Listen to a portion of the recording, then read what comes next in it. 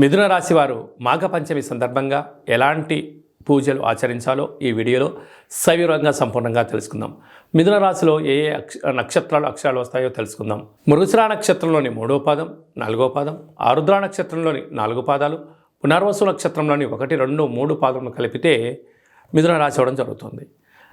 చాలామందికి date of బర్త్లో లేనటువంటి ఏకైక కారణం చేత పేరు యొక్క మొదటి అక్షరాన్ని అనుసరిస్తూ రాశిని తెలుసుకునే ప్రయత్నం అవుతుంది. అవి ఏ అక్షరాలు ఒకసారి పరిశీలన చేద్దాం. వే, ఓ, కా, కి, కు, ఖం, అజ్ఞ, చ, కే, కో, హ అక్షరాల వారు మిథున రాశి జాతకులే. మిథున రాశి యొక్క అధిపతి బుధుడు అవ్వడం ఈ యొక్క మాఘ పంచమి సందర్భంగా చిలకపచ్చ అంటే మనకు పెసలు ఏ రంగు అయితే ఉంటాయో ఆకుపచ్చ రంగు వస్త్రాలను, ఆ పెసలను నైవేద్యంగా అమ్మవారికి ఏర్పాటు చేసి ఆ అమ్మవారి దగ్గర అర్చన చేసుకొని ఆ విభూతిని ఆ వస్త్రాలని సమర్పించడం వలన ఆ ఆకుపచ్చ రంగుల గాజులతో అమ్మవారికి అలంకరించినట్లయితే వీరికి బుద్ధికి జ్ఞానానికి అద్భుతమైన విజయం వీరి సొంతమవుతుందని చెప్పి గమనించాలి. అర్ధాష్టమ కేతు కారణం వలన చిన్న చిన్న విషయాలకు ఆందోళన తగదు. దూరపు చూపు, లాంగ్ విజన్ జర్నీ లాంటి ప్రయాణం చేయగలిగితే అద్భుతమైన విజయం మీ సొంతమవుతుంది.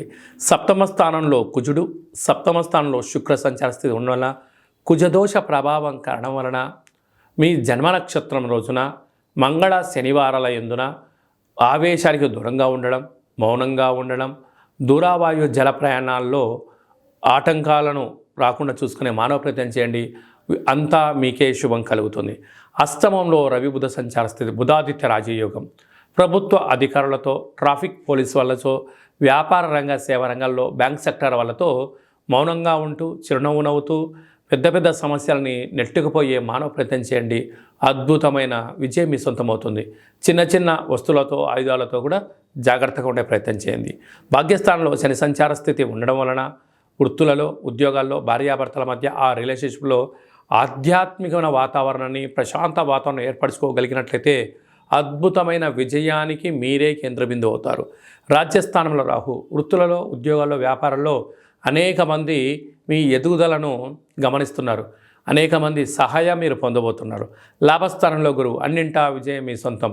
స్వయం వృత్తులు, సేవారంగాలు, వ్యాపారాలు, అలాగనే ఆధ్యాత్మిక రంగంలో ఉండబడిన, మీడియా రంగంలో ఉండబడిన అందరికీ చాలా మంచి కాలం కనుక అమ్మవారి సేవ చేద్దాం. అద్భుతమైన బుద్ధి జ్ఞానాన్ని పొందుదాం.